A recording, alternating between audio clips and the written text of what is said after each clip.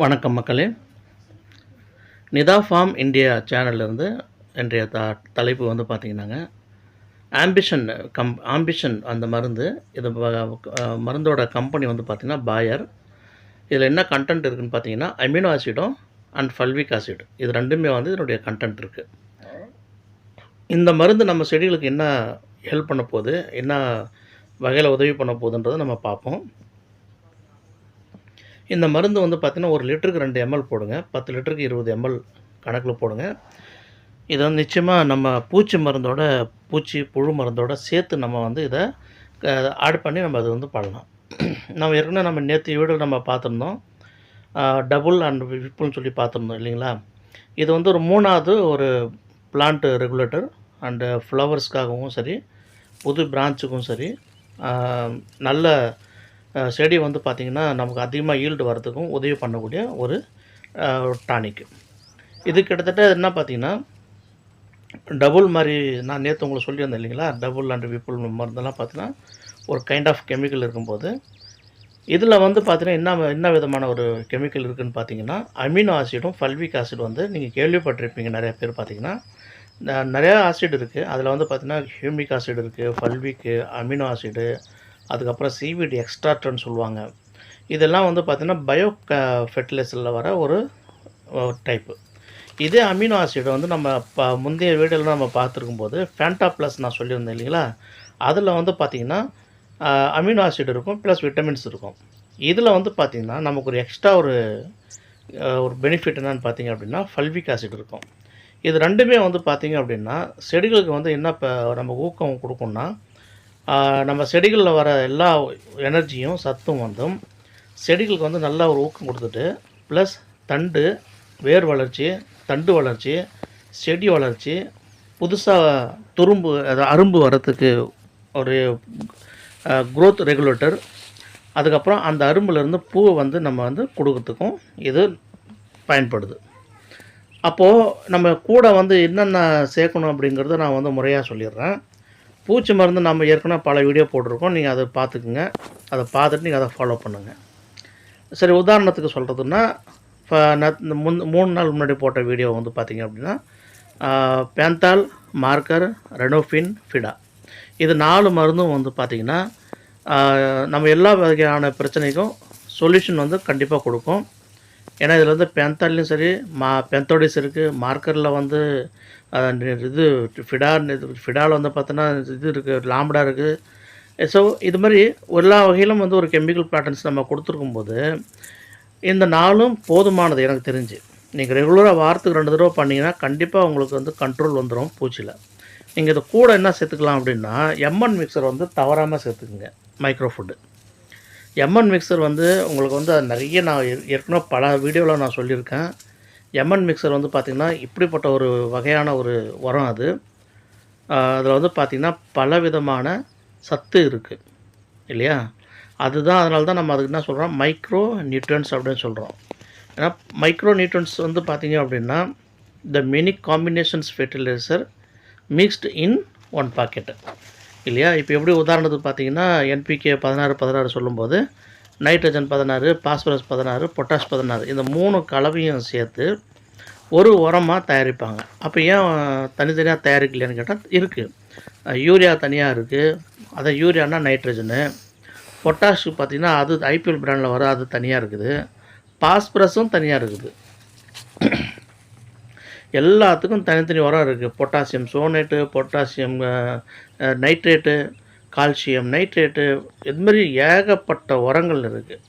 அப்போது எந்த காம்பினேஷன் உரத்தை எந்த செடிக்கு போடணுங்கிற புரிதல் இல்லாமல் போச்சுனால்தான் கண்டமேனிக்கு உரத்தை வாங்குகிறோம், கண்டமேனிக்கு உரத்தை போடுறோம். எப்படி போடுறோம்? அதை பக்கத்தில் இருக்கிற போட்டவங்க வந்ததுன்னு சொன்னால் கேள்விப்பட்டு போடுறோம்.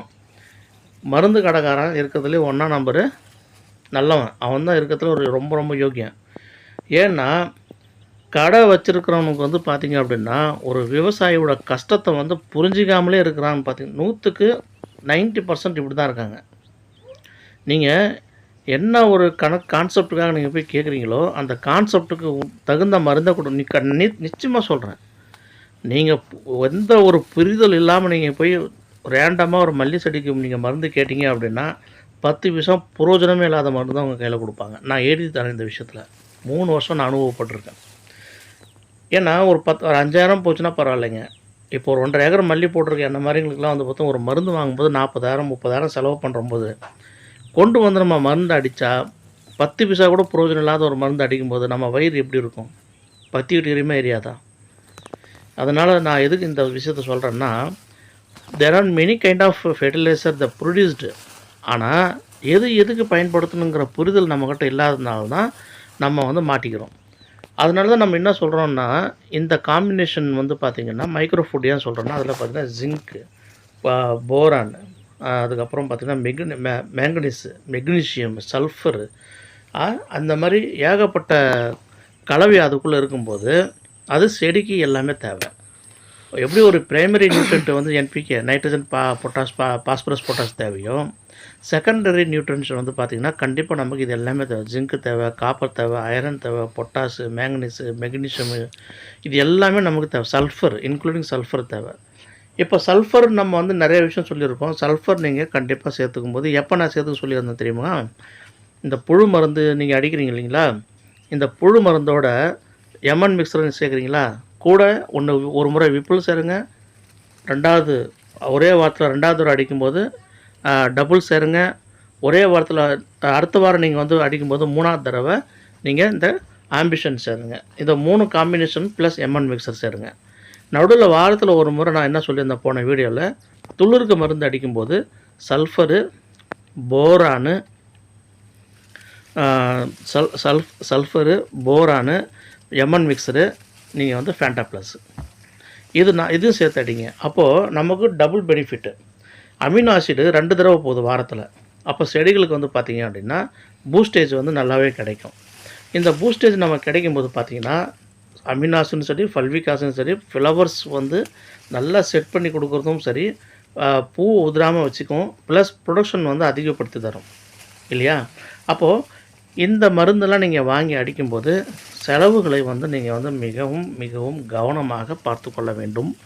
இது எங்கேருந்து கற்றுக்கிட்ட, நீ எப்படி சொல்கிற அப்படின்னு நீங்கள் கேட்கலாம். இது என் சொந்த அனுபவத்தில் நான் கற்றுக்கிட்டது. ஒருத்தர் பணம் சம்பாதிக்கிறது கூட எளிமைன்றாங்க ஃபிலாசபி. ஆனால் சேர்த்து வச்ச பணத்தை பத்திரப்படுத்திக்க தெரியலனா என்ன தான் கோடிக்கணக்கில் சேர்த்து வச்சாலும் அது 10 பைசா பிரயோஜனம் கிடையாது.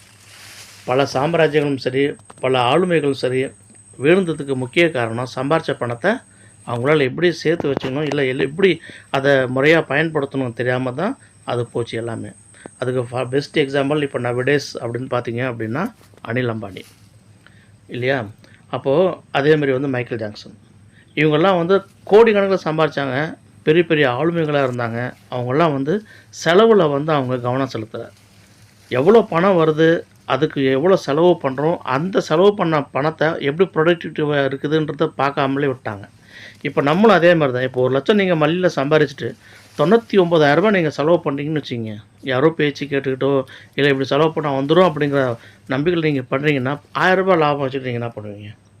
அதனால தான் நான் எப்போயுமே சொல்கிறேன், நீங்கள் வாரத்தில் 2 மருந்து அடிக்கும்போது அளவு வந்து 25 ml எப்போ அடிக்கணும்? கண்ட்ரோல் பண்ண முடியாத சமயத்தில். கண்ட்ரோல்டாக இருக்கா 5 ml குறைச்சிக்கிங்க. அப்படி நீங்கள் வாரத்தில் 2 தடவை குறைக்கும் போது 10 ml ஆச்சுங்களா? வாரத்தில் ஒரு மாதத்தில் அதுமாரி நீங்கள் வந்து ஒரு 4 தடவை 10 ml சேவ் பண்ணுங்கள். 40 ml ஆச்சுங்களா? அந்த 40 ml 2 வாரம் அடிக்கலாம், இல்லை வாரத்தில் 2 தடவை நீங்கள் அடிக்கலாம். எப்படி இன்க்ரீஸ் ஆகுது பாருங்கள். 6 வாரமாக மருந்து மாறும். அப்போ அந்த 6 வாரம் மருந்து மாறும்போது ஒரு வாரத்துக்கு நீங்கள் 2,000 செலவு பண்ணும்போது 2 வாரம் கூடும்போது 4,000 உங்களுக்கு சேவிங்க. அப்போ இந்த கான்செப்டில் தான் மருந்து அடிக்கணும் அப்படிங்கிறது கிடையாது. செடியை பொறுத்து தான் எல்லாமே வந்து பார்த்தீங்கன்னா சப்ஜெக்ட் டு கேஸு. அந்த சப்ஜெக்ட் எந்த மாதிரி சுச்சுவேஷன் இருக்குதுங்க பொறுத்து தான். இப்போ நானும் அப்படி தாங்க, செடியை வந்து கண்ட்ரோல் பண்ண முடியாமல் ஒரு சூழல் வரும்போது என்ன பண்ணுறது, நான் என்ன பண்ணுவேன்னா மருந்து வந்து கொஞ்சம் கூட அடிப்பேங்க. எல்லாமே கொஞ்சம் கண்ட்ரோல்டாக இருக்குது, ஒன்றும் பிரச்சனை இல்லைன்னும் போது அளவு குறைச்சிடுவேன், 20 ml போடுவேன். அதேமாதிரி ஃபேண்டா ப்ளஸ் அதிகமாக இருக்குதா 10 ml போடுவேன். இப்போ ஃப்ளவர் இது குறிப்பாக இதை நோட் பண்ணிக்கிங்க. இது ஃபேண்டா ப்ளஸ்ஸு ஓகே, நீங்கள் வந்து துளிர் கிடைக்கிறீங்க. இந்த ஆம்பிஷனு, விப்புல் அண்ட் டபுள் இதெல்லாம் வந்து பார்த்திங்கன்னா பூ வரதுக்கு தயாராகும்போது மட்டும் அடித்தா போதும். இதுதான் நம்ம செய்யக்கூடிய முறையானது. வரத்துக்கு முன்னாடி நீங்கள் அடிச்சிங்கன்னா வேஸ்ட்டு. ஏன்னா இதனோட 3ம் என்ன பண்ணுன்னா மோர் ப்ரொடக்ஷனு, இப்போ வந்து அரும்பு வர்றதுக்கு நம்ம துளிர் வர்றதுக்கு நம்ம மருந்து அடிக்கிறோம். இது என்ன பண்ணுன்னா, துளிர் வந்துட்டாலே கண்டிப்பாக அந்த இடத்துல அரும்பு வந்துடும். இப்போ வந்த எல்லா அரும்பும் சின்ன சின்ன அரும்பு வருது இல்லைங்களா, எல்லா அரும்பும் நம்ம வந்து அறுவடைக்கு தயாராகக்கூடிய அளவில் வருமா அப்படின்னு நீங்கள் கேட்டிங்கன்னா வராது. ஏன்னா அது வந்து ஊட்டச்சத்து பத்தலைன்னா அந்த அரும்பு வந்து பொசுங்கி போகும், அப்படி அந்த சின்னதில் காணாமல் போயிடும். இல்லை ஒரு 100 அரும்பு வர இடத்துல ஒரு 20-30 அரும்பு தான் நமக்கு அறுவடைக்கே வரும். மீதி 70 அரும்பு ஊட்டச்சத்து குறைபாடு, நியூட்ரிஷன் இன்பேலன்ஸ்டு. அப்போது அந்த அரும்புலாம் வராது. அப்போ அந்த சமயத்தில் நம்ம இந்த நியூட்ரியன்ஸ் அதுதான் எதுக்கு பேர் தான் டானிக்னு சொல்லுவாங்க. இந்த நியூட்ரிஷன் வந்து நம்ம அந்த சமயத்தில் கொடுக்கும்போது 100 அரும்பு நம்ம கொண்டு வரணும். அது அறுவடை வரைக்கும் கொண்டு வரணும். அறுவடை நடக்கிற வரைக்கும் இந்த 3 மருந்தும் நீங்கள் தொடர்ந்து நீங்கள் தெளிப்பு பண்ணணும். அப்போ 15 நாள் தான் நமக்கு அந்த வேலை, பூ வருதுன்னா. மீதி 15 நாள் வந்து துரும்புக்கு மருந்து அடிக்கிறதுக்கும், அரும்புக்கு மருந்து அடிக்கிறதுக்கும், புழு பூச்சிக்கு மருந்து அடிக்கிறதுக்கும் மட்டும் கவனம் செலுத்தணும். அப்போ கீழே நம்ம வந்து மாதம் ஒரு முறை உரம் போடணும். என்ன உரம் போடலான்னு பார்த்தீங்கன்னா, பிரைமரி நியூட்ரியன் வந்து எப்போயுமே நமக்கு தேவை. அது என்னான்னு பார்த்தீங்கன்னா, நைட்ரஜன், பாஸ்பரஸ், பொட்டாஷு. இந்த மாதிரி நீங்கள் மருந்து அடிச்சிங்கன்னா நிச்சயமாக டெஃபினெட்லி வில் பி சக்சீடு. நன்றி நண்பர்களே. வீடியோ உங்களுக்கு பிடிச்சிருக்குன்னு நினைக்கிறேன். ப்ளீஸ் இந்த நியூ சப்ஸ்கிரைப் பண்ணாதான் நம்ம சேனல் பார்க்குறீங்க, அவங்க வந்து தயவு கொண்டு நம்ம சேனலை சப்ஸ்கிரைப் பண்ணுங்கள். நன்றி. வாழ்க வளமுடன். உங்கள் ஆதரவு அனைவருக்கும் நன்றி. ப்ளீஸ் சப்ஸ்கிரைபுங்க. நன்றி நன்றி நன்றி.